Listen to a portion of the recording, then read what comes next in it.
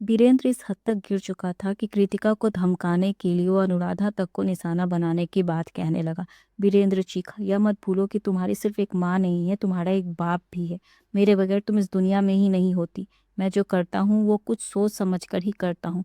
और यह बात समझ लो कि मैं कभी तुम्हें कोई नुकसान नहीं पहुंचाऊंगा। वीरेंद्र की बात हंसने लायक थी और कृतिका हंस भी पड़ी। उसकी जॉब एप्लीकेशन को अपने कनेक्शन से हर जगह रिजेक्ट करवाने वाला इंसान यह कह रहा था कि वह कभी उसे नुकसान नहीं पहुंचाएगा। मुझे किसी बात की परवाह नहीं। वीरेंद्र ने कृतिका की कही सभी बातों को नजरअंदाज कर दिया। वह तुम्हारी छोटी बहन है और तुम्हें उसकी हेल्प करनी ही होगी। मुझे नहीं पता कि तुम निखिल ओबराय को कैसे मनाओगी, लेकिन अपनी बहन को ओबराय प्रोडक्शन के अंडर बन रही मूवी में रोल दिलवाना तुम्हारी जिम्मेदारी है। वीरेंद्र की इस बात को सुन कृतिका गुस्से में उसका मजाक उड़ाते हुए हंसने लगी और हंसते हंसते ही उसने फोन कट कर दिया। वीरेंद्र हैरान था। वह कुछ पल तक किसी मूर्ति की तरह शांत रहा। इस नालायक लड़की ने उसकी अपने बाप का फोन कट करने की हिम्मत कैसे की। गुस्से से पागल वीरेंद्र ने कृतिका को फिर से कॉल किया। दूसरी तरफ कृतिका ने जैसे ही देखा कि वीरेंद्र ने उसे फिर से कॉल किया है, उसने गुस्से में अपना फोन स्विच ऑफ कर दिया। उसे परवाह नहीं थी कि इससे वीरेंद्र कितना अधिक गुस्सा होने वाला है। वैसे भी वो वापस सिटी हॉस्पिटल पहुंच चुकी थी। उसने सेरा और बलवंत दोनों को दरवाजे के दाएं बाएं खड़े देखा, जैसे वह किसी को गार्ड कर रहे हो। क्या हुआ, आप दोनों ऐसे क्यों खड़े हैं? कृतिका ने उनसे पूछा। सुबह जब वो जा रही थी तब दोनों चेयर पर थकावट के कारण ऐसे गिरे पड़े थे जैसे बेहोश हो गए हों। अरे नहीं, कुछ नहीं, बस ऐसे ही। बलवंत मुस्कुराया। फिर उसने सवाल किया, आपका इंटरव्यू कैसा रहा? आप पास तो हो गई ना? अगर उसे वीरेंद्र का ड्रामा नहीं झेलना पड़ता तो वो जरूर कहती कि वो पास हो गई। लेकिन उसके पीछे जाकर जो उसने उसकी बुराई की है, उसके बाद उसे नहीं पता था कि उसे हायर किया जाएगा या नहीं। इसके अलावा उसने अपना फ़ोन भी तो ऑफ कर रखा था, जिससे अगर उन्होंने उसे बाहर करने का या हायर करने का मैसेज भी भेजा होगा तो उसने अब तक वो देखा नहीं था। कृतिका ने तुरंत अपना फ़ोन ऑन किया और अपना सर हिलाते हुए कहा, मुझे पता नहीं। बलवंत हैरान हो गया। वह पॉसिबल ही नहीं था कि निखिल सर के सपोर्ट के बाद भी कृतिका इंटरव्यू में पास नहीं हुई। वैसे उसने पहले ही पीआर डिपार्टमेंट में कॉल करके पता लगा लिया था कि कृतिका को हायर कर लिया गया है। फिर कृतिका ऐसा क्यों कर रही है कि मालूम नहीं। फिर भी बलवंत ने मुस्कुराते हुए कहा, आपको अंदर जाना चाहिए। अनुराधा आंटी दोपहर से ही आपके बारे में बार बार पूछ रही हैं। कृतिका ने सहमति में अपना सर हिलाया और कमरे का दरवाजा खोलने लगी कि उसने अपनी जानी पहचानी आवाज़ सुनाई दी, जिससे वह चौंक पड़ी। अनुराधा के बगल में बैठा शख्स कोई और नहीं बल्कि निखिल ओबराय था। सबसे पहले अनुराधा ने कृतिका को देखा और उसकी तरफ हाय किया। कृतिक, बेटा जल्दी से मेरे पास आओ। उसके मन में यही सवाल उठ रहा था कि निखिल यहाँ उसकी माँ के साथ क्या कर रहा है। तभी अनुराधा ने कहा, निखिल बेटा खास तौर से मुझसे मिलने आया है। निखिल बेटा, मेरे पीछे हुआ क्या है? आखिर उसकी माँ की जान पहचान निखिल से कैसे हो गई? पिछली बार भी इसने मेरे ऑपरेशन की फी पे की थी और इस बार देखो कितना कुछ खरीद लाया है मेरे लिए। अनुराधा ने कमरे के कॉर्नर की तरफ इशारा किया। कृतिका ने देखा, कॉर्नर में ढेर सारे हेल्थ प्रोडक्ट्स और कुछ सप्लीमेंट रखे हुए थे। अनुराधा ने हल्की डांट लगाते हुए निखिल से कहा, अगली बार तुम्हें यह सब लाने की कोई ज़रूरत नहीं बेटा। मैं बहुत खुश हूँ कि तुम मुझसे मिलने आए, लेकिन मैं इस बात से जरा भी खुश नहीं कि तुम कितना ज़्यादा पैसा मुझ पर फिजूल में खर्च कर दिया। अनुराधा के वहां मौजूद रहते हुए निखिल कृतिका से पिछली मुलाकातों की तरह बिहेव कैसे कर सकता था। इसलिए इस बार वह किसी वेल मैनर्ड इंसान की तरह बैठा रहा। यहाँ तक कि उसकी मुस्कुराहट भी नॉर्मल और प्यारी थी। मैं कृतिका का दोस्त हूँ आंटी, और आप यहाँ हॉस्पिटल में सर्जरी के बाद धीरे धीरे ठीक हो रही हैं। आपसे मिलने के लिए मैं बिना कुछ लिए कैसे आ सकता था? निखिल ने कहा। कृतिका की आईब्रोज सक से ऊपर उठ गई। उसने सोचा, आज जरूर इसके साथ कुछ गड़बड़ है। और तो और उसने भी उसे कृति कहा और उसकी माँ इस बात से जरा भी शॉक्ड नहीं हुई। उसने माँ का दिल कैसे जीत लिया? निखिल ने बड़े प्यारे लहजे में कहा, मैं अपने दोस्त से कहकर ये सब मंगाया है। यह सारे हेल्थ प्रोडक्ट आपके हार्ट कंडीशन के लिए काफ़ी बेनिफिशियल होंगे। प्लीज़ आंटी, मुझे शर्मिंदा मत करें। यह सब खत्म हो जाएंगे तो मैं कुछ और हेल्थ प्रोडक्ट भिजवाऊंगा।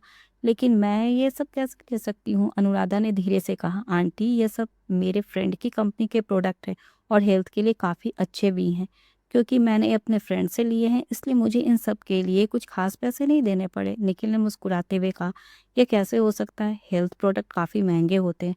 फिर निखिल क्यों कह रहा है कि उसने काफ़ी सस्ते में मिल गए? कृतिका मन ही मन कहा। कृतिका बस एक झलक उस प्रोडक्ट को देख पाई और वो समझ गई कि वो काफ़ी कॉस्टली थे। कृति बहुत खुश रहती है, तुम उसका कितना ख्याल रखते हो। लेकिन फिर भी उसने अब तक मुझे तुम्हारे बारे में कुछ नहीं बताया। इस वक्त तो मैं हॉस्पिटल में हूँ, इसलिए थोड़ी मुश्किल है, लेकिन जैसे ही मैं डिस्चार्ज हो जाती हूँ तुम हमारे घर डिनर के लिए आने वाले हो, समझ गए ना? ऐसा लग रहा था कि अनुराधा डांट रही है, लेकिन उसकी आंखों में एक चमक भी थी। कृतिका को भी अपनी माँ की आंखों में वो अलग तरह की खुशी दिखाई दे रही थी। जरूर आंटी, निखिल ने हाँ में सर हिलाया। अपनी घड़ी पर नजर जाते ही निखिल अपनी चेयर से उठ गया और अचानक ही कृतिका को ऐसा लगा जैसे निखिल की हाइट पहले से और ज्यादा बढ़ गई है। उसके बगल में खड़े रहने पर कृतिका को लग रहा था जैसे एवरेज हाइट होने के बावजूद भी वो हाइट में काफी छोटी है। निखिल ने कहा, आंटी लंच ब्रेक टाइम को अवॉइड करके मैं आपसे मिलने आया था। अब मुझे वापस ऑफिस लौटना पड़ेगा। आपको इतनी देर तक परेशान करने के लिए माफ़ी चाहता हूँ। मैं फिर कभी आपसे मिलने आऊँगा। निखिल का बिहेवियर काफ़ी रिस्पेक्टफुल था, जिससे अनुराधा आंटी भी उसे पसंद करने लगी थी। हाँ हाँ बिल्कुल, काम को हमेशा प्रायोरिटी देनी चाहिए। तुम वापस अपने काम पर लौटो, और हाँ, जब मैं डिस्चार्ज हो जाऊंगी तो तुम हमारे घर जरूर आना। इतनी देर में शायद ही ऐसा कोई पल होगा जब अनुराधा का ध्यान निखिल से हटा हो। उसकी नज़र हल पर उसी पर टिकी हुई थी। कृति जल्दी से निखिल को बाहर तक छोड़ा। अनुराधा ने बड़ी ही प्यार से कृतिका से कहा। अनुराधा आंटी को बाय कहने के बाद निखिल तेजी से कमरे के बाहर निकला। दरवाजे पे बलवंत और सेरा पहले ही से खड़े थे। ओबराय सर, दोनों ने अपना सिर झुकाते हुए कहा। निखिल ने भी अपना सर हिलाते हुए कहा, तुम दोनों ने अब तक काफी अच्छा काम किया है। अपने बॉस के मुंह से तारीफ सुनने पर दोनों की ही छाती और चौड़ी हो गई। इस दौरान कृतिका भी दरवाजे पर आ गई और कहा, निखिल सर, आप आज यहाँ क्यों आए हैं? मेरा एक दोस्त इंजर्ड है और वो भी इसी हॉस्पिटल में एडमिट है। मैं उससे मिलने आया था, इसलिए आंटी से भी मिलने आ गया। निखिल ने लिफ्ट के ऊपर आने का बटन दबाया। मुझे पता चला है कि तुम ओबराय कॉर्पोरेशन में इंटरव्यू देने के लिए गई थी। जी। कृतिका अभी भी परेशान थी। वह जल्द से जल्द पीआर डिपार्टमेंट में कॉल कर अपना जॉब के बारे में बात करना चाहती थी। कृतिका का ध्यान कहीं और था और निखिल फिर से उसे अपनी बाहों में लेने के लिए बेताब। शायद तुम कुछ पूछना चाहती हो। हालांकि उससे काव्या की बात याद थी कि लड़कियों को लड़कों का कौन सी हरकत बिल्कुल पसंद नहीं, इसलिए उसने खुद को बहकने नहीं दिया। अभी भी कृतिका का ध्यान निखिल के सवाल पर नहीं गया था। लिफ्ट भी ऊपर आ गई और निखिल लिफ्ट का दरवाजा खोलते ही अंदर चला गया। कृतिका भी लिफ्ट के अंदर आ गई, जिसके बाद निखिल ने फर्स्ट फ्लोर का बटन दबाया। तुम्हारे जाने के बाद तुम्हारे पिता पीआर डिपार्टमेंट में आए थे। उन्होंने तुम्हारी काफी बुराई भी की, निखिल ने धीमी आवाज में कहा। वीरेंद्र से इससे ज्यादा क्या एक्सपेक्ट किया जा सकता था? कृतिका का शक सही था। गुस्से में उसने अपनी मुट्ठी जोर से बंद कर ली। उसके नाखून उसकी स्किन को काट कर अंदर जाने लगे। फिर भी कृतिका को दर्द का एहसास नहीं हुआ। जो दर्द उसके पिता ने उसे फंसाकर जेल भेजने की कोशिश में उसे दिए थे, उसके सामने इस मामूली चोट का दर्द उसे कहाँ महसूस होने वाला था? नीचे देखने पर निखिल की नज़र भी कृतिका की बंधी हुई मुट्ठी के बाहर निकल आए खून की उस बूंद पर गई। उसने उसका हाथ थाम लिया, जिसके बाद कृतिका की बंद मुट्ठी अपने आप खुल गई। निखिल को कृतिका की इस हरकत पर थोड़ा गुस्सा आया, लेकिन वह उसकी फीलिंग्स को समझ सकता था। उसने बस धीरे से उसकी हथेली पर बने जख्म को अपने अंगूठे से दबाया, ताकि वहां से खून का बहना बंद हो जाए। अचानक ही कृतिका को महसूस हुआ जैसे उसे बिजली का झटका सा लगा हो। उसके हाथ जाने क्यों कांपने लगे और एक झटके से उसने अपना हाथ निखिल के हाथ से अलग कर लिया। वीरेंद्र की हरकतों पर ध्यान होने के कारण कृतिका को पता ही नहीं चला कि कब निखिल ने उसकी कलाई को थाम लिया। हाथ छुड़ाने लेने के बाद भी वो उसके टच को महसूस कर पा रही थी, जैसे उसका हाथ थामने में से पैदा हुई गर्माहट उसके पूरे बदन में फैलते हुए उसके दिल तक पहुंच चुकी थी। शौक से वो किसी मूर्ति की तरह शांत खड़ी हो गई। निखिल का हाथ अभी भी हवा में ही था, इससे उसने घबराते हुए नीचे लिया। सॉरी कृतिका, यह सब अचानक से हुआ। तुम्हारे हाथ से खून बहता देख मैं खुद को तुम्हारा हाथ थामने से नहीं रोक पाया। वीरेंद्र से ज्यादा परेशान तो कृतिका निखिल से हो रही थी। हर पल के बीतने के साथ ही उसे निखिल के इस अच्छे बिहेवियर से शौक लग रहा था। इस लड़के को हुआ क्या है? आखिरी बार जब वो दोनों मिले थे तब वो उसे टच करने का, उसे हग करने का, उसे किस करने का कोई मौका नहीं छोड़ रहा था, लेकिन आज तो सिर्फ हाथ थामने पर भी वो उसे दिल से माफी मांग रहा था। अचानक ही कृतिका को एक और बात का ख्याल आया। उसके पीछे भी उसकी माँ के साथ उसका बिहेवियर काफी अच्छा था, और अब दोपहर से जब से वो हॉस्पिटल आई है तब से उसके साथ भी वो अच्छे से बिहेव कर रहा था, जैसे सच में वो कोई जेंटलमैन हो। लास्ट टाइम मैंने तुम्हें मैसेज किया था, लेकिन फिर भी मुझे लगता है कि मुझे फेस टू फेस मिलकर यह कहना ज़्यादा सही हो रहेगा।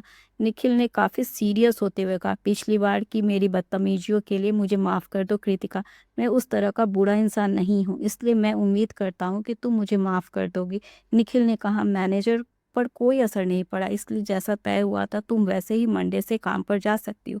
निखिल भले ही क्रेडिट नहीं लेना चाहता था, लेकिन कृतिका जानती थी कि निखिल के उसके लिए स्टैंड लेने के कारण ही उसे जॉब से नहीं निकाला गया होगा। नहीं तो एक नॉर्मल वर्कर जिसे अभी काम शुरू भी नहीं किया हो, चाहे उसके पास कितना भी टैलेंट क्यों ना हो, ओबराय कॉरपोरेशन जैसी बड़ी कंपनी जहां काम करने वाले टैलेंटेड लोगों की कोई कमी नहीं, उस तरह के तमाशे के बाद किसी को क्यों हायर करेगी? आखिर उसने अभी वहाँ ऑफिशियली काम शुरू भी नहीं किया है और उसके परिवार वालों ने वहाँ जाकर तमाशा खड़ा कर दिया। इसके अलावा कोई यह नहीं जानता था कि उसके काम शुरू करने के बाद वहाँ उसे और कितनी परेशानी और तमाशे झेलने पड़ेंगे। इसलिए वह यह भी होता कि उसके टैलेंटेड होने के बाद भी उसे बाहर निकालने को मजबूर हो जाएंगे। थैंक यू, कृतिका ने कहा। आपके कारण मुझे जॉब से बाहर नहीं निकाला गया है ना? निखिल ने हाँ में अपना सर हिलाया। मेरे रहते हुए तुम्हें मेरी कंपनी में कोई प्रॉब्लम नहीं होगी, इसलिए तुम बस अपने काम पर फोकस करना, बाकी की चिंता मुझ पर छोड़ दो। निखिल की बात सुनने के बाद कृतिका को शक हुआ कि शायद ओबराय कॉरपोरेशन में निकली वैकेंसी निखिल के कहने पर स्पेशली उसके लिए क्रिएट की गई थी। लेकिन जैसा ही वो यह ख्याल कृतिका के मन में आया, वैसे ही अगले पल उसने इस ख्याल को मन से बाहर निकाल दिया। उसे अब भी यही लगता था कि निखिल ओबराय उस साधारण लड़की में इंटरेस्ट क्यों लेगा और उसके लिए इतना सब क्यों करेगा। तो निखिल ने उसकी हेल्प क्यों की? शायद जैसा निखिल ने कहा, यह सब कुछ वैसा ही है। इसलिए कृतिका की वो हेल्प कर रहा था क्योंकि वो पहले की मुलाकातों में उसने उससे कुछ ज़्यादा ही मिसबिहेव किया था। निखिल ने अपनी कार का दरवाज़ा खोलते हुए कहा, अब मैं चलता हूँ, पहले तुम वापस आंटी के पास चली जाओ। कृतिका ने हामी भरी, लेकिन फिर भी वहीं खड़ी रही। वह उसे सी ऑफ करने के बाद ही हॉस्पिटल के अंदर जाना चाहती थी। निखिल की नज़र कृतिका के हाथ में पकड़े फ़ोन पर गई। फिर उसने कहा, जैसा मैंने पिछली बार कहा था, आज भी कह रहा हूँ, तुम्हें कोई भी ज़रूरत पड़े तो मुझे कॉल करना, मैं बस तुम्हारी एक कॉल की दूरी पर हूँ। इतने दिनों में कृतिका ने निखिल को बस एक बार मैसेज किया था, वो भी सिर्फ उसे थैंक्स कहने और उसके पैसे लौटाने के लिए। नहीं तो किसी मुश्किल में फंसने के बाद भी वह हेल्प मांगने के लिए उसे कॉल करने वाली नहीं थी। इसलिए निखिल अंदर ही अंदर तड़प रहा था। मैं सच कह रहा हूँ कृतिका, अगर तुम्हें कोई भी प्रॉब्लम हो, किसी भी तरह की परेशानी का सामना करना पड़ रहा हो, तो मुझे कॉल करना। तुमने अब तक मुझे एक बार भी कॉल नहीं किया। निखिल ने जो कुछ कहा था उसे सुन कृतिका हैरान रह गई। फिर उसने कहा, ठीक है, क्या ये चाहता है कि मैं किसी प्रॉब्लम में फंसूं? कृतिका मन ही मन बोली। लेकिन निखिल सेटिस्फाइड नहीं हुआ। कार की ड्राइविंग सीट पर बैठने के बाद भी उसे यही लग रहा था कि कृतिका ने ठीक है बस ऐसे ही उसका दिल रखने के लिए बोला है। फिर भी उसने कार की खिड़की का शीशा नीचे किया और कृतिका को बाय कहते हुए चला गया। जैसे ही कृतिका वापस अपनी माँ के कमरे में पहुंची तो अनुराधा ने उसे इशारे से अपने पास बुलाया और धीमी आवाज में उसे सवाल किया, मुझे सच सच बताओ, निखिल बेटा और तुम्हारे बीच का क्या रिश्ता है? हालांकि कृतिका अनुराधा के सवाल का जवाब देने ही वाली थी, लेकिन जवाब देने से पहले उसने अनुराधा से सवाल कर दिया, माँ आप उसे जानते तक नहीं हो, फिर भी आप उसे बेटा क्यों कह रही हूँ? अरे मैं कैसे नहीं जानती, यही है ना तुम्हारा वह दोस्त जिसने मेरी सर्जरी की फी पे की थी। आज जब वो आया तो अंबिका दीदी ने उसे देखते ही पहचान लिया। जैसे वह उसने कहा था, निखिल बेटा दिखने में बिल्कुल वैसा ही गुड लुकिंग है। कृतिका अपनी नजरें उठाकर अंबिका आंटी के बेड की तरफ देखने लगी। उसे डर था कि कहीं इस हर बार की तरह अंबिका आंटी चुपके से उनकी बातें तो नहीं सुन रही। इसलिए कृतिका ने बहुत धीमी आवाज में अपनी माँ के कान में कहा, वो ओबराय कॉरपोरेशन का सीईओ है, निखिल ओबराय। निखिल का पूरा नाम सुनते ही अनुराधा शॉक्ड हो गई। भले ही वो एंटरटेनमेंट की दुनिया से जुड़े न्यूज़ को नहीं सुना करती थी, फिर भी उसे ओबराय कॉरपोरेशन के बारे में मालूम था। शुरुआत में कृतिका की शादी के लिए वह निखिल में एक परफेक्ट लड़के को देख रही थी, लेकिन निखिल रियल में कौन है यह जानने के बाद उसने इस ख्याल को अपने मन से निकाल दिया। अनुराधा अभी भी हैरान थी और उस हैरानी में ही उसने कृतिका से सवाल किया, लेकिन इसके जैसा बड़ा आदमी अपना समय निकालकर मुझसे मिलने क्यों आएगा और तुम उससे कैसे जानती हो? कृतिका उस उनकी पहली मुलाकात के बारे में अपनी माँ को नहीं बता सकती थी, लेकिन उसने उन्हें उसकी दूसरी मुलाकात को ही पहली मुलाकात के रूप में बताया। मेरे ख्याल से उस दिन वो किस्मत से हॉस्पिटल में था जब डैड अपने आदमियों के साथ मुझे किडनैप करने की कोशिश कर रहे थे। मेरे साथ गलत होता देख उसे अच्छा नहीं लगा और बस इसलिए उसने मेरी हेल्प की। और अभी अभी उस सी ऑफ करने के वक्त उसने बताया कि उसका एक फ्रेंड भी इसी हॉस्पिटल में एडमिट है। वो उसी से मिलने आया था। उसे याद था कि आप यहीं एडमिट हो, इसलिए वो आपसे भी मिलने आ गया। कृतिका गौर से अपनी माँ के एक्सप्रेशन को देख रही थी। उसे डर था कि कहीं उसकी माँ उस पर विश्वास ना करे, लेकिन फिर उसने अनुराधा को कहते सुना, तो ये बात है, यानी वो सच में नेक दिल है। कृतिका कुछ ना बोल पाई, मन में ही सोच के हंसते हुए बोली, मैं अपनी माँ को बड़ी आसानी से बेवकूफ़ बना सकती हूँ। तभी उसकी नज़र कैलाश अंकल पर गई, जो एक बैग लेकर आए थे और जिसमें उन्होंने कमरे में अंबिका आंटी और उनसे जुड़ी कुछ चीज़ें रखनी शुरू कर दी थी। कैलाश भैया, क्या अंबिका दीदी डिस्चार्ज होने वाली हैं? अनुराधा ने कैलाश अंकल से सवाल किया। कैलाश अंकल ने स्माइल किया और बोले, हाँ, कल उसे डिस्चार्ज किया जा रहा है, इसलिए वैसे सामान जिसकी ज़रूरत उसे नहीं पड़ती, वो आज ही मैं पैक कर लेता हूँ ताकि कल उसे ढूंढने में कोई दिक्कत ना आए। क्या मैं कल डिस्चार्ज हो रही हूँ? वाह! यहाँ बेड पर लेटी-लेटी बोर हो गई थी। मैं अंबिका आंटी काफ़ी खुश होते हुए बोली, सच कहा दीदी। अनुराधा ने अपना सिर हिलाते हुए कहा, मैं भी जल्दी से जल्द डिस्चार्ज होना चाहती हूँ। तुम भी जल्दी डिस्चार्ज हो जाओगी अनु। मुझे तुम्हारी जख्म देखने में अब काफ़ी ठीक लग रही है, अंबिका आंटी ने कहा। कृतिका ने भी सहमति में अपना सर हिलाया और कहा, हाँ माँ, मैंने डॉक्टर से इस बारे में बात की है। उन्होंने कहा है कि मंथ के एंड में आपके स्टिचेस हटा दिए जाएंगे और आपको डिस्चार्ज कर दिया जाएगा। अरे वाह! अनुराधा यह सुनकर बहुत खुश हुई। पहला तो हॉस्पिटल में इतने वक्त से रहते रहते वो बोर हो चुकी थी, दूसरा वो जल्द से जल्द अपने छोटे से घर वापस लौटना चाहती थी और इस बार उसकी बेटी भी उसके साथ रहने वाली थी। इसके अलावा कृतिका को काम पर जाना था। इस तरह ऑफिस से घर, घर से हॉस्पिटल, हॉस्पिटल से घर और फिर घर से ऑफिस, इतना सब उसे पूरी तरह से थका देने वाला था। इसलिए वो जल्द से जल्द हॉस्पिटल से डिस्चार्ज होना चाहती थी ताकि कृतिका की टेंशन थोड़ी कम हो सके और वो कृतिका का ख्याल रख सके। अंबिका आंटी वॉशरूम गई हुई थी तो कृतिका ने मौके का फ़ायदा उठाते हुए अपनी माँ से कहा, माँ, अंबिका आंटी ने आपका मेरे एब्सेंस में काफ़ी ख्याल रखा है। चूँकि कल वो डिस्चार्ज हो रही हैं तो उनके लिए कुछ देना चाहती हूँ। हाँ मेरी बच्ची, अनुराधा ने तुरंत हामी भरी। हमें उन्हें थैंक्स भी तो कहना है, लेकिन उन्हें दिया क्या जा सकता है? उनकी हेल्प करने के लिए उन्हें गिफ्ट देना आसान नहीं था। अब कोई सस्ती चीज़ तो उन्हें दे नहीं सकते थे और हॉस्पिटल के बिल्स के साथ-साथ निखिल के 5 लाख रुपए लौटाने थे। इस सब के बाद गिफ्ट खरीदने के लिए उनके पास पैसे कहाँ थे? अनुराधा यही सोच परेशान हो गई, लेकिन हम उन्हें दे क्या सकते हैं? थोड़ी देर सोचने के बाद कृतिका ने कहा, क्यों ना मैं कुछ मीठा बनाऊँ, जैसे केक, इसे अपने साथ उन्हें घर ले जाने में भी कोई परेशानी नहीं होगी। अनुराधा को भी कृतिका का आइडिया पसंद आया, इसलिए घर जाते ही कृतिका ने अनुराधा के लिए डिनर रेडी करने के साथ अंबिका आंटी के लिए केक बनाया। साथ ही उसे अलग से एक केक सेरा और बलवंत के लिए भी बनवाया। बदकिस्मती से कृतिका को ये नहीं मालूम था कि वो इन दिनों जो कुछ भी बनाकर सेरा और बलवंत को दे रही थी, वो उन्हें बिना टच किए निखिल ओबराय को देना पड़ रहा था। आज भी बनाया गया केक उसे हमेशा की तरह निखिल को देना पड़ेगा। इस दौरान बलवंत, जो कृतिका के साथ उसके घर आया था, किचन से थोड़ी दूर बैठा उसके केक और डिनर को देख रहा था। केक को एक नज़र देखने भर से ही उसके मुंह में पानी आ गया तो उसकी भूख अचानक से बढ़ गई। वो काफ़ी उदास करने वाला था। जो केक स्पेशली उसके और सेरा के लिए बनाया गया था, वो उसे बस देख सकते थे, एक बार उसे टेस्ट भी नहीं कर सकते थे। कृतिका रोज रात में हॉस्पिटल नहीं रुका करती थी, इसलिए अगले दिन सुबह थोड़ी जल्दी उठकर वो केक लाने घर गई। कल रात डिनर के टाइम जो केक उसने बनाया था वो फ्रिज में रखा हुआ था। वापस लौटने पर उसे कमरे के बाहर से ही अंदर हंसने की आवाज़ सुनाई दी, अंबिका दीदी, आपका बेटा कितना अच्छा दिखता है। अनुराधा के ये कहने के बाद अंदर मौजूद सभी लोगों के हंसने की आवाज़ें बाहर सुनाई दे रही थी। ऐसा तो हमेशा अपने काम में बिजी रहता है, मैं तो उम्मीद भी नहीं कर सकती थी कि ये हॉस्पिटल मुझसे मिलने आएगा। अंबिका आंटी अपने बेटे को थोड़ा डांट रही थी, लेकिन उनकी आवाज़ से ये साफ पता चल रहा था कि उन्हें अपने बेटे पर कितना गर्व है। बिजी रहना तो अच्छी बात है, जवान बच्चे बिजी रहते हैं तो इसका मतलब वो अपने एम्बिशन को पूरा करने में लगे हुए हैं। अगर उनमें अपने मिशन को पूरा करने की एबिलिटी नहीं होती तो वो दिन भर घर में ही पड़े रहते और इससे उनके माता पिता भी उन पर गुस्सा हो जाते हैं। इसके अलावा आपका बेटा कितना प्यारा है। अनुराधा मुस्कुराई और फिर उसने कहा, हालांकि ये बिजी रहता है फिर भी आप दोनों का ख्याल पूरे दिल से रखता आया है। हाँ, प्यारा तो ये बहुत है, हमेशा बिजी रहने के बावजूद भी ये हमारा पूरा ख्याल रखता है। अंबिका आंटी अपने बेटे को बहुत प्यार करती थी और अनुराधा के मुंह से उसके लिए तारीफ सुन वो खुशी से फूली नहीं समा रही थी। उनके बेटे की बुराई सिर्फ और सिर्फ वो कर सकती थी। अगर उनके बेटे के बारे में कोई और हल्की सी भी बुराई करता तो वो उसे अपना दुश्मन समझ लेती थी।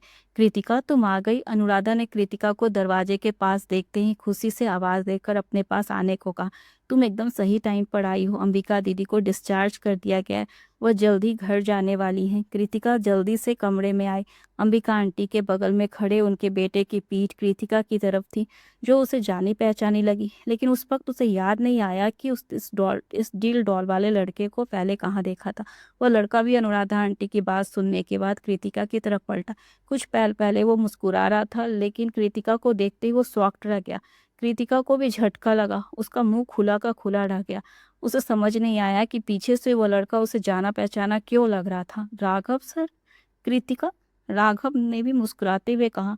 क्या इत्तेफाक है, कृतिका को भी इस बात पर विश्वास नहीं हो रहा था कि सामने उसके बॉस और पीआर डिपार्टमेंट के मैनेजर राघव खड़े थे। सच में क्या अजीब इत्तेफाक है। अंबिका आंटी ने पहले कृतिका को देखा, फिर राघव को देखा।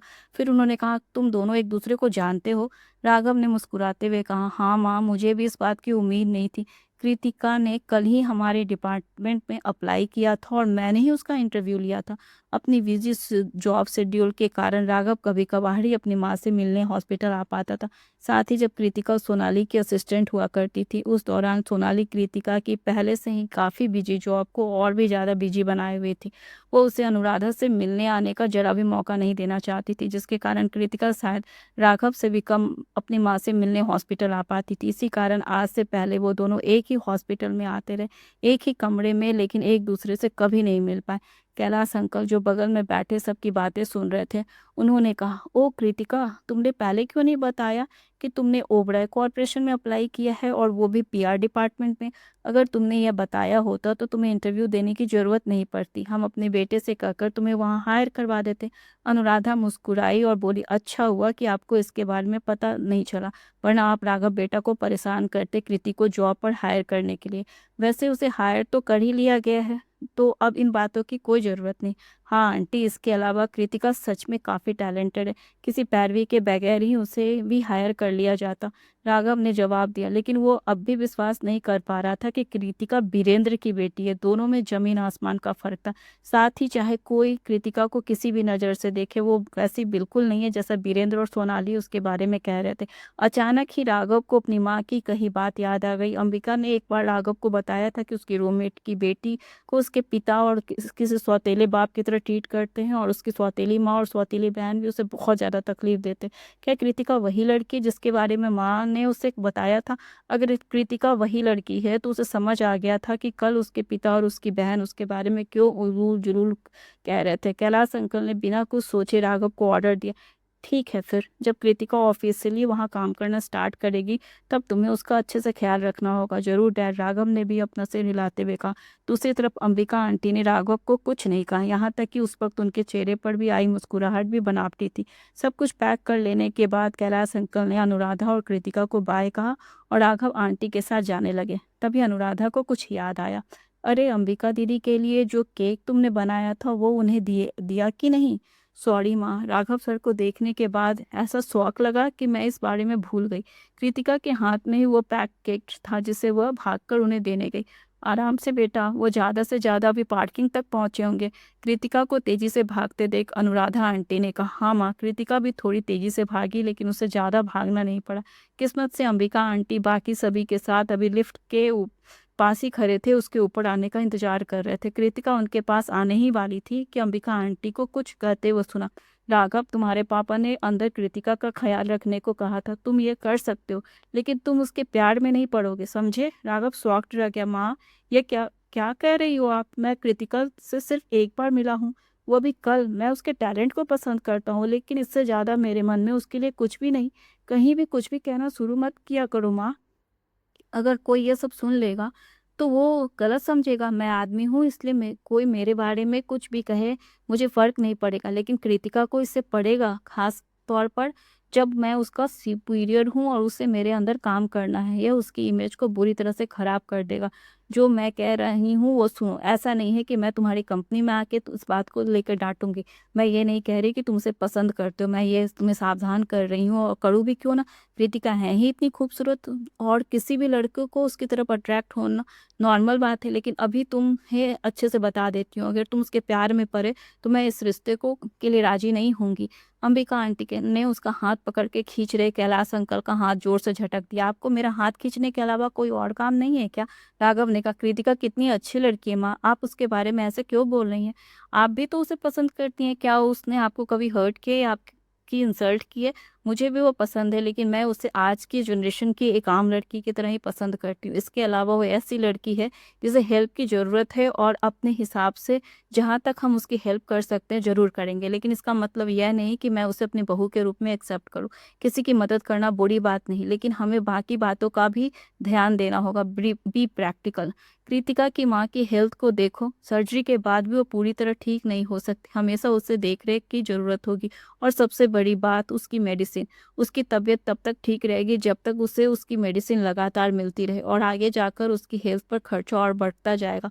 ऐसा नहीं है कि सर्जरी के बाद अनु की ज़िंदगी आसान हो जाएगी। कृतिका का बाप भी अलग ही तरह का इंसान है। यह उम्मीद करना कि अनु का ख़्याल रखने और आगे उसके इलाज का खर्च उठाने में वो उस कृतिका की हेल्प करेगा, यह बहुत बड़ी बेवकूफ़ी होगी। वह तो उन दोनों को दोबारा परेशान ना करे, यही उन दोनों माँ-बेटी के लिए बहुत बड़ी बात होगी। फ्यूचर में जो भी कृतिका से शादी करेगा, वो सिर्फ़ कृतिका से ही नहीं शादी करेगा, यह बात तुम्हें समझनी होगी। अभी भी अंबिका आंटी महसूस कर रही थी कि कैलाश अंकल उसका हाथ खींच रहे हैं। गुस्से में आकर उन्होंने कैलाश अंकल को धक्का दे दिया। मैंने कहा ना कि मुझे खींचना बंद कीजिए, अंबिका आंटी ने आगे कहा। उससे शादी करने के बाद तुम्हें सिर्फ़ उसका ही ख़्याल रखना होगा, बल्कि उसकी माँ का भी ख़्याल रखना होगा। और उसका बाप तो हमेशा ही उसके लिए कोई ना कोई प्रॉब्लम खड़ा करता ही आया है। मतलब यह कि तुम्हें हमेशा उसके बाप से सावधान रहना होगा। न जाने किस दिन वह तुम्हारे लिए कोई बड़ी मुश्किल खड़ा कर दे। इसलिए उससे शादी करने के बाद ऐसा कोई दिन नहीं होगा जिस दिन तुम परेशान नहीं रहोगे। अंबिका आंटी जानती थी कि जो उन्होंने कहा है यह सुनने में बहुत ही बुरा था, लेकिन सच्चाई यही थी। शादी की बात छोड़ो, उसे डेट करने के दौरान ही यह सब बातें तुम्हें परेशान करने लगेगी। उसने अभी ऑफ़िशियली काम शुरू भी नहीं किया और उसके बाप ने वर्क प्लेस पर जाके तमाशा खड़ा कर दिया और फ्यूचर में वह उसे और भी ज़्यादा परेशान करने वाला है। कृतिका की हालत देख तुम्हें उसके लिए बुरा लग सकता है और तुम उसकी मदद बार-बार कर सकते हो, मुझे इसमें कोई प्रॉब्लम नहीं। लेकिन उसे अपने परिवार के एक सदस्य के रूप में मैं एक्सेप्ट नहीं करूँगी, यह बात तुम अच्छे से समझ लो। माँ बस भी करो, कृतिका बस मेरे डिपार्टमेंट में काम करने वाली लड़की है और कुछ नहीं। जितना आप कह रही हो वैसा कुछ नहीं है। आपको जो कहना है आप कह सकती हो, लेकिन अगर कृतिका को इन सब के बारे में पता चल गया, तो वो मेरे अंदर काम करने में कितना ऑकवर्ड फ़ील करेगी और मैं खुद भी कितना ऑकवर्ड फ़ील करूँगा। आप जानती हो कि हमारे बीच में कुछ भी नहीं चल रहा, फिर भी आप पता नहीं क्या-क्या सोचे जा रही हो। राघव ने अंबिका आंटी को चुप कराने की कोशिश करते हुए कहा, अगर आप आस-पास किसी ने ये सुन लिया, तो ये बात कृतिका तक ज़रूर पहुँच जाएगी। मैं क्या-क्या सोचे जा रही हूँ। मैं कृतिका को तुमसे काफ़ी पहले से और काफ़ी अच्छे से जानती हूँ। वो सुंदर भी है और उसके कई मेल फ्रेंड्स भी हैं। पहले एक रिपोर्टर से मिलने आया जिसके साथ मिलकर कृतिका अपनी बहन के खिलाफ साजिश रच रही थी और कल एक लंबा गोरा-चिट्टा लड़का भी उससे मिलने आया था। जानते हो, उसी ने अनुराधा के ऑपरेशन की फ़ी भी पे की थी। वैसे तो राघव ओबराय कॉर्पोरेशन में ही काम करता था और निखिल ओबराय काफ़ी पॉपुलर भी था, लेकिन वो मीडिया के सामने शो ऑफ करने वाले बाकी सेलिब्रिटीज़ की तरह नहीं था, जिसके कारण नॉर्मल ज़िंदगी जीने वाले लोग उसे कहीं भी देखकर पहचान नहीं सकते थे। इसलिए अंबिका आंटी को अभी तक मालूम नहीं था कि कल कृतिका का जो मेल फ्रेंड अनुराधा से मिलने हॉस्पिटल आया था, वो निखिल ओबराय था, ओबराय कॉर्पोरेशन का मालिक और राघव का बॉस। कृतिका की लाइफ में ढेर सारी मुश्किलें हैं और उसके मेल फ्रेंड्स भी बहुत ढेर सारे हैं। ऐसे में कौन उसे एक्सेप्ट करना चाहेगा? अंबिका आंटी ने राघव की बात नकारते हुए कहा, इसलिए अपने डैड की कही हर बात मत माना करो। तुम उसकी हेल्प कर सकते हो, लेकिन उससे हमारे परिवार का सदस्य बनाने के बारे में सोचना भी मत। मेरी होने वाली बहू अच्छे कैरेक्टर की होनी चाहिए, जिसके कोई मेल फ्रेंड्स ना हो, जिसे अपनी सभी ज़िम्मेदारियों के बारे में पता हो और जो अपने ससुराल वालों के लिए कोई प्रॉब्लम अपने मायके से साथ लेकर ना आए। हम कोई अमीर लोग नहीं हैं जो उन प्रॉब्लम से डील कर सके जिससे कृतिका हमेशा फँसी रहने वाली है। बस करो माँ, कैलाश अंकल ने चिल्लाते हुए अंबिका आंटी का हाथ इतनी ज़ोर से खींचा कि वो लगभग गिरते-गिरते बची। आप क्या कर रहे हो? अंबिका आंटी गुस्से में गरजते हुए कैलाश अंकल की तरफ पलटी, लेकिन कैलाश अंकल का गुस्से से भरा हुआ चेहरा देखकर वो हैरान रह गई। वो इतने गुस्से में आज से पहले कभी दिखाई नहीं दिए थे। इसके बाद उसका ध्यान उस ओर गया जिस तरफ कैलाश अंकल तिरछी नज़रों से देखे जा रहे थे। जैसे ही अंबिका आंटी ने उसकी तरफ देखा, वो बुरी तरह से काँप उठी। उसका पूरा चेहरा बर्फ की तरह जम गया। उन्होंने लिफ्ट की तरफ देखा, जो अभी भी ऊपर नहीं आया था। वो उस लिफ्ट को कोसने लगी कि वो अब तक ऊपर क्यों नहीं आई? क्योंकि कृतिका, अंबिका आंटी ने बड़ी मुश्किल से कहा, उसे देखकर वह इतनी शर्मिंदा थी कि उसकी तरफ देखने की हिम्मत भी नहीं कर पा रही थी। इतनी देर में उन्होंने कृतिका के बारे में बहुत कुछ कहा था और उसे पता नहीं था कि इतनी देर में कृतिका ने कितना कुछ सुन लिया होगा। उसे कृतिका से कोई ख़ास प्रॉब्लम नहीं थी, कृतिका बहुत अच्छी कुकिंग करती थी और जब भी वो अपनी माँ के लिए कुछ बनाकर लाती थी, उसमें से एक हिस्सा अंबिका आंटी के लिए ज़रूर होता था। इसलिए जब कृतिका वहाँ नहीं हुआ करती थी, वो हमेशा के लिए अनुराधा का ख़्याल रखा करती थी। इसके अलावा जब वो दोनों के साथ हॉस्पिटल में थी, तो उन्हें उनका साथ भी भाग गया था। ये सब अच्छे रूममेट थे, जो किसी हॉस्पिटल में रेयर ही होता है, लेकिन कृतिका की बाकी की फैमिली बहुत ही बुरी थी। मेरा वो मतलब नहीं था कृति बेटा, अंबिका आंटी ने से कुछ बोलते नहीं बन रहा था। दिल ही दिल में अंबिका आंटी कृतिका पर बुरी तरह नाराज़ भी हो गई थी कि उसने आने के बाद एक बार भी कुछ कहा क्यों नहीं? ये लड़की किसी और की बातें ऐसे चोरी-छुपे कैसे सुन सकती है? अंबिका आंटी ये सोच-सोच कर बहुत ही ज़्यादा शर्मिंदा और परेशान हो रही थी। कैलाश अंकल भी समझ नहीं पा रहे थे कि आखिर उस ऑकवर्ड सिचुएशन में क्या कहें। फिर उन्होंने कहा, कृति बेटा, तुम्हारी आंटी बहुत बड़ी बेवकूफ़ है। प्लीज़ उनकी बातों को दिल पर मत लेना। उसे खुद ही नहीं पता होता कि वो कब क्या बोल रही है। बहुत बड़ी बेवकूफ़ कहे जाने पर अंबिका आंटी ने कैलाश अंकल का हाथ पकड़कर धीरे से झटका, मानो वो उस पर गुस्सा हो रही हों। इस तरह सबके सामने उसे बेवकूफ़ कहकर वो क्या साबित करना चाह रहे थे? अंबिका ने मन ही मन बोला, लेकिन सच में यही था और उस वक़्त कुछ और कहना ठीक भी नहीं जान पड़ रहा था, इसलिए उन्हें अंबिका आंटी को बुरा तो दिखाना उनकी मजबूरी थी। कृतिका धीरे-धीरे चलते हुए अंबिका आंटी के पास आई, उसके चेहरे पर कोई एक्सप्रेशन नहीं था, इसलिए अंबिका आंटी समझ नहीं पाईं कि कृतिका क्या करना चाहती है और उसकी कही बातों से वो गुस्सा तो नहीं है और अगर है तो कितना। फिर उसकी नज़र कृतिका के उनकी तरफ बढ़ते हुए हाथ पर गई, जिसमें एक पैकेट था जिसे कलर्ड रैपर से खूबसूरती से पैक किया गया था। मैंने कल सुना था कि आज आपको डिस्चार्ज कर दिया जाएगा और मेरे एब्सेंस में आपने और कैलाश अंकल ने मेरी माँ का काफ़ी ख़्याल रखा था, इसलिए मैं आपके लिए कुछ करना चाह रही थी। मैं खुद आपके लिए एक केक बनाया है, आप दोनों की हेल्प के बदले या कुछ नहीं है, प्लीज़ इसे लेने से मना मत कीजिएगा। कृतिका के सुंदर हाथों में वो पैक्ड केक अंबिका आंटी देख तो रही थी, लेकिन शर्मिंदगी के कारण उसे ले नहीं पा रही थी। कृतिका ने मुस्कुराते हुए उनको वो पैकेट पकड़ा दिया और बिना कुछ कहे पलटकर वापस चली गई। कृतिका का आगे कुछ भी कहना उस सिचुएशन को सभी के लिए और भी ऑकवर्ड बना देता। हालाँकि अंबिका आंटी की कही बातों का उसे बहुत बुरा लग रहा था, लेकिन वह यह भी नहीं भूल सकती थी कि हॉस्पिटल में उन्होंने उसकी माँ की कितनी हेल्प की है। इसलिए वह उनसे कुछ भी गलत नहीं कह सकती थी और उनसे चुपचाप वहाँ से जाना ठीक समझा। उसी पल अंबिका आंटी के पीछे दिखाई दे रहे लिफ्ट ऊपर आ गए। राघव ने कहा, डैड, आप माँ को लेकर पहले नीचे जाएँ और पार्किंग में मेरा वेट करें, मैं बस 2 मिनट में आता हूँ। इस बार चाहे अंबिका आंटी कुछ भी कहती रहती, लेकिन कैलाश अंकल ने उसे राघव को रोकने नहीं दिया और उन्हें पकड़े हुए लिफ्ट में चले गए। राघव दौड़ते हुए कृतिका के पीछे भागा, लेकिन वो उस तक पहुँचने से पहले ही कृतिका अपनी माँ के कमरे में जा चुकी थी। न चाहते हुए भी राघव को रुकना पड़ा। वह ना तो कृतिका से बात करने अंदर कमरे में जा सकता था, ना उसे कमरे से बाहर बुला सकता था, क्योंकि दोनों ही केस में अनुराधा आंटी को इस बात का पता चल जाता कि अभी-अभी उसकी माँ ने कृतिका के बारे में क्या कुछ कहा है, इसलिए उसे लौटना पड़ा। कृतिका को खाली हाथ कमरे में आता देख अनुराधा आंटी ने उससे पूछा, तुमने उन्हें केक दे दिया? कृतिका ने किसी तरह झूठी मुस्कुराहट के साथ जवाब दिया, हाँ आंटी लिफ्ट के पास ही थी, वो केक लेने के बाद काफ़ी खुश भी थी।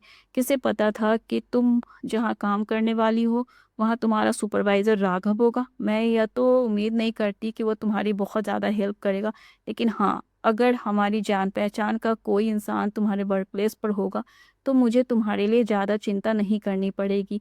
यह कहते हुए अनुराधा की आँखें चमक रही थीं। उन्हें मुस्कुराते हुए कहा, मुझे वो पसंद आया, दिखने में भी काफ़ी अच्छा है, साथ ही टैलेंटेड तो होगा ही, जो इतनी कम उम्र में ही अपने डिपार्टमेंट का मैनेजर बन गया, वो भी ओबराय कॉर्पोरेशन जैसी बड़ी कंपनी में।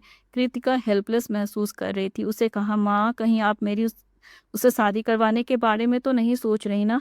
मैं क्या सोच रही हूँ वो छोड़ो और यह बताओ कि तुम उसके बारे में क्या सोचती हो? अनुराधा ने कृतिका के चेहरे को गौर से देखते हुए पूछा। थोड़ी देर पहले अंबिका आंटी कृतिका के बारे में क्या कह रही थी, यह बताकर वो अपनी माँ का दिल नहीं दुखाना चाहती थी। कुछ भी नहीं माँ, मेरी नज़र में वह बस मेरे सुपरवाइज़र हैं, इसके अलावा मुझे उनके डिपार्टमेंट में ही काम करना है। इस बारे में सोच कर कहूँ तो मुझे अपने काम और पर्सनल रिलेशन के बीच एक लाइन खींचनी होगी। हम सब एक ही ऑफिस में काम करने वाले हैं, जहाँ और भी कई वर्कर होंगे। अगर इस तरह की कोई अफ़वाह उड़ती है तो वहाँ मेरा काम करना बहुत मुश्किल हो जाएगा। कृतिका ने कहा, तुम सही हो। अनुराधा निराश होते हुए कहा, कितनी बुरी किस्मत है मेरी। माँ, अभी मैं बहुत यंग हूँ। आप मेरी शादी की इतनी टेंशन मत लीजिए, कुछ साल मुझे अपने साथ और रहने दीजिए, ओके ना? अनुराधा ने भी इस बारे में सोचा। कृतिका अभी सिर्फ 22 साल की ही थी। अभी उसे किसी यूनिवर्सिटी में होना चाहिए था जहाँ वो पोस्ट ग्रेजुएशन कर रही होती। वह सच है कि वो बहुत यंग थी। कृतिका को काफ़ी कम उम्र में ही अपनी पढ़ाई छोड़कर जॉब करनी पड़ी और खुद भी जल्द से जल्द इंडिपेंडेंट बनना चाहती थी। काफ़ी मेहनत भी करती थी। इस कारण लोग हमेशा भूल जाते थे कि वो वास्तव में काफ़ी यंग है। अनुराधा ने अपना हाथ उठाकर कृतिका के कुछ बिखरे हुए बालों को संवारना शुरू किया और प्यार से कहा, ठीक है, तेरी माँ अब तेरी शादी की चिंता नहीं करेगी। मैं बस इतना चाहती हूँ कि मैं किसी ऐसे लड़कों को ढूंढ सकूँ जो मुझसे तुझे मुझसे ज़्यादा प्यार करे और मेरा तुम्हारा ख्याल रखे। आप मेरा ख्याल रखने के लिए आप हो ना, और मुझे प्यार करने के लिए। अगर मुझे कोई बॉयफ्रेंड मिल भी जाता है तो मैं कैसे विश्वास करूँगी कि वो हमेशा मेरा साथ देगा और मुझे कभी धोखा नहीं देगा। अगर आदमी विश्वास करने लायक होते तो वीरेंद्र उसकी माँ को धोखा क्यों देता? वो क्यों ऐसे उसे मरने के लिए अकेला छोड़ देता? अगर आदमी सच में विश्वास करने लायक होते, तो अनिकेत जो उसे सालों से जानता था, जिसने उसे प्रॉमिस किया था कि वो हमेशा उसका ख़्याल रखेगा, क्यों